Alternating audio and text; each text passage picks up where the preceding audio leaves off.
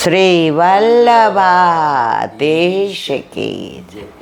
गिरिराज धरण के श्याम सुंदर श्री हमने मारण.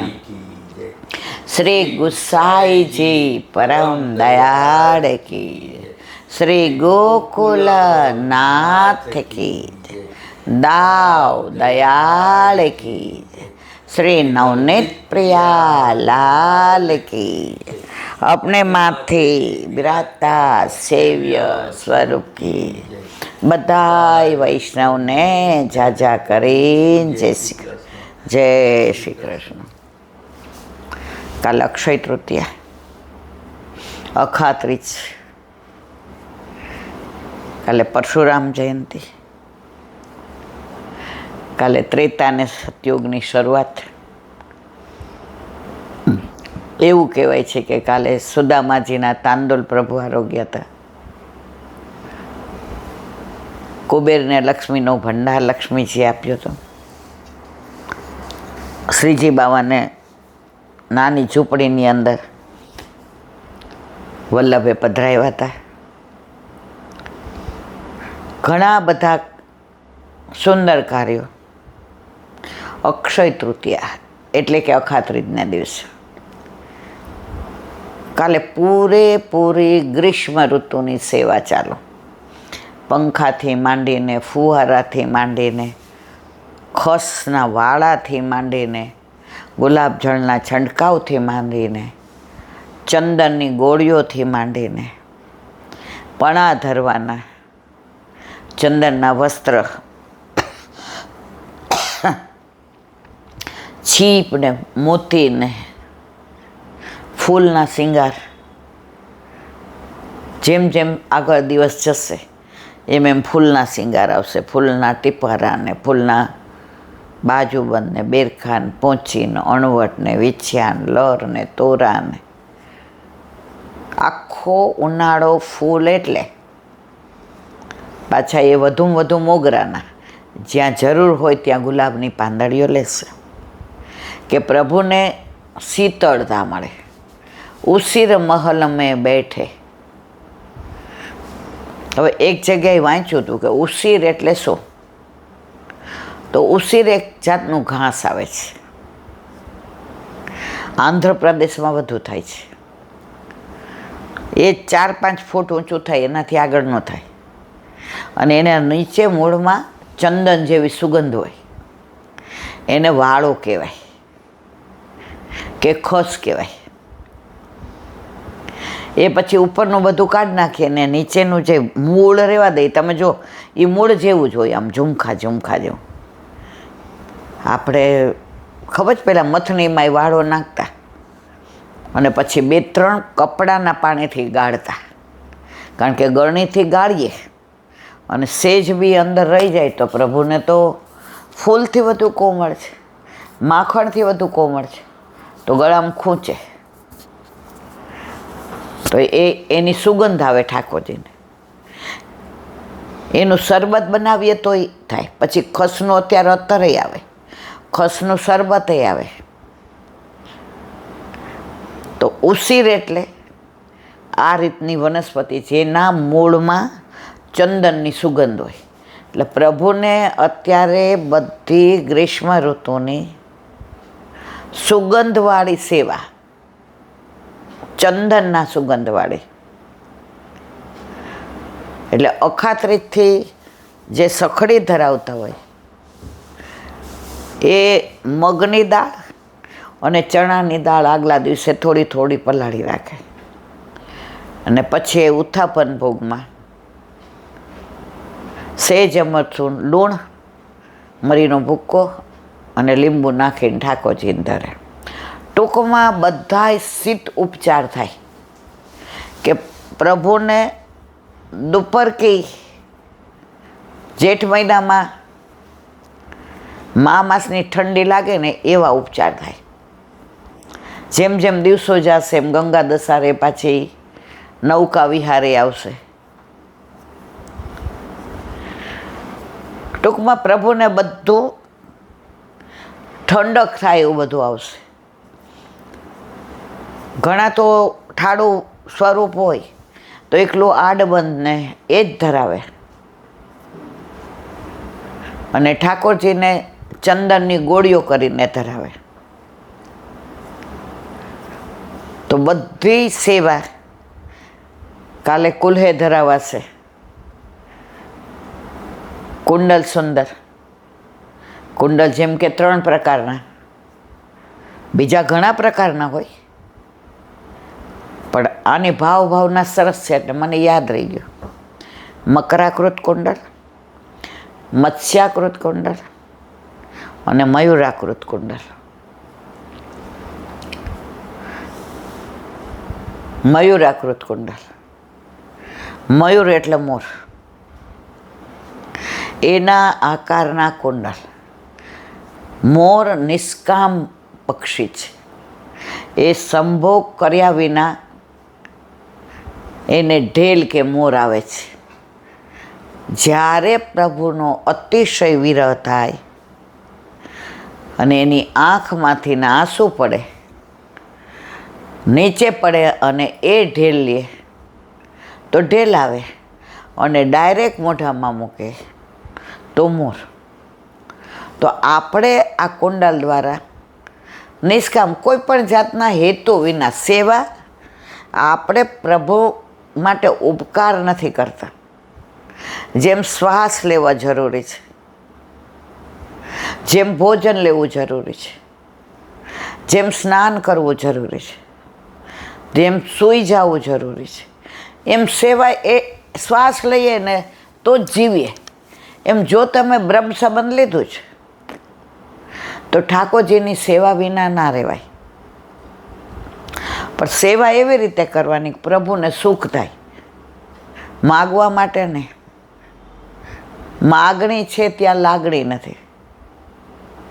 હવે નાના બાળકને આપણું છોકરો 1.5 મહિનાનું સૂતું હોય ઘોડિયામાં, અને આપણે હિંચકા નાખતા નાખતા કહીએ, જોજે ને તાર પપ્પાને કહેજે ને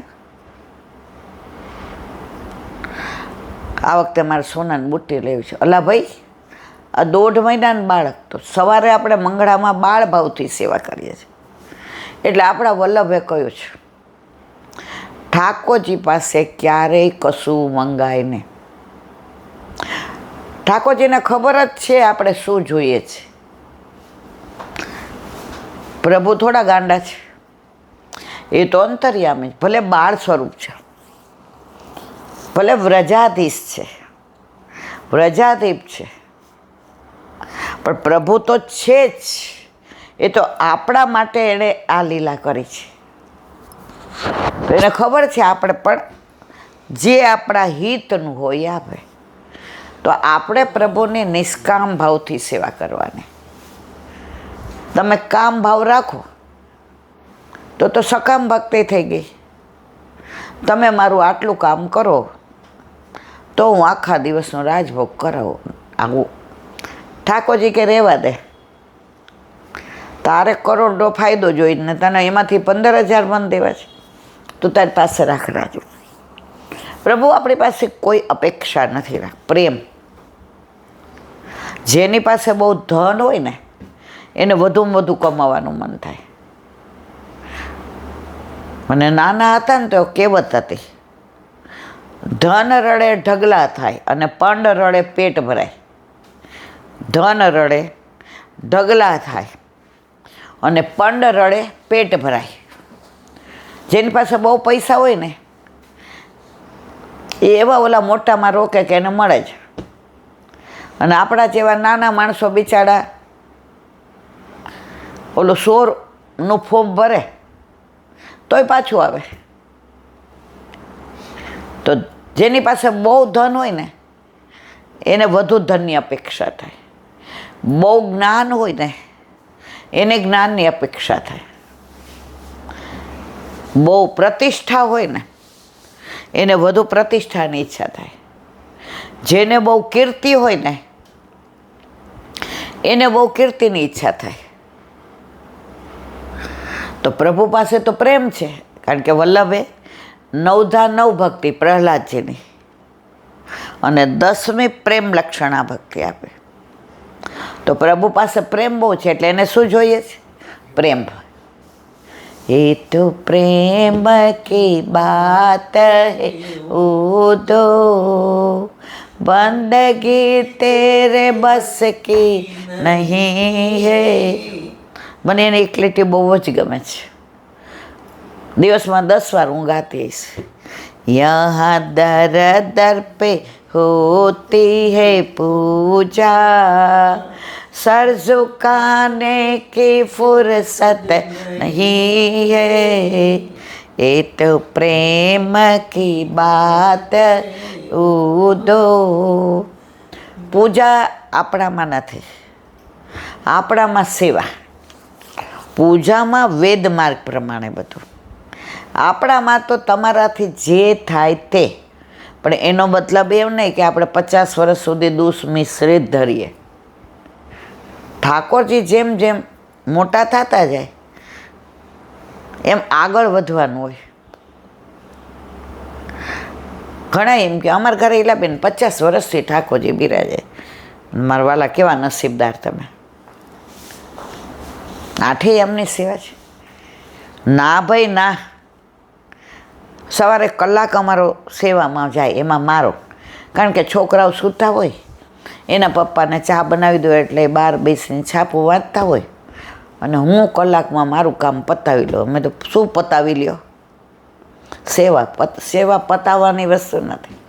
સેવામાં તો આનંદ આવવો જોઈએ. નવા નવા પરિણામ હોય ને તો રોજ નવી વસ્તુ બનાવતા હોઈએ.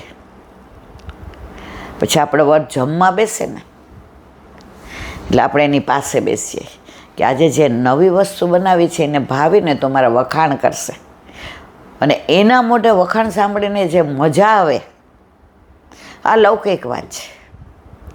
એવી રીતે આપણા ઠાકોરજી આપણા માથે બિરાજતા હોય અને આપણે કાંઈક નવા શૃંગાર લાવ્યા હોઈએ, નવું વસ્ત્ર લાવ્યા હોય, નવી સામગ્રી બનાવી હોય. કાલે જો ખાસ સથવો આવે, મેષ સંક્રાંતિ, સથવામાં ઘણા જવ, ઘઉં અને ચણાની દાળ. ઘણાએ ચણાની દાળ ને ઘઉં, અને એ આછું પાતળું જુદું જુદું શેકી ક્રશ કરી અને પછી અંદર બૂરું, ઘી અને સેજ ઇલાયચીનો ભૂક્કો, નાની નાની લાડોળી વાળે. ઘણા ઘોળેલો સથવો ધરે. જેના ઘરમાં જે રીત પરંપરા હોય એ પ્રમાણે કરે. પછી આણે આવું કર્યું એટલે હું કરું એવું ના હોય. જેના ગુરુ ઘરે જે પરંપરા હોય એ પ્રમાણે ઠાકોરજીને લાડ લડાવવાના. મૂળ તત્વ પ્રભુના તત્સુખનો વિચાર. વાત આપણે મયુરાકુત કુંડલની કરતા હતા.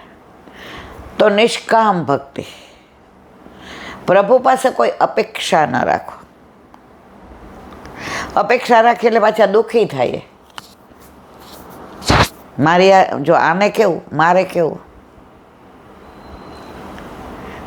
પણ તારા માટે યોગ્ય નથી.